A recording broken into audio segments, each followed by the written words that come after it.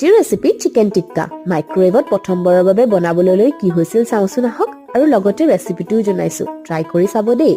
প্ৰথমতে চিকেনখিনি ভালদৰে ধুই ললো তাৰ পিছত এটা বাটিত 4 চামুচ দৈ লৈ দৈখিনি ভালদৰে ফেটি ললো আৰু ঘৰতে থকা সকলোবোৰ গুৰি মছলা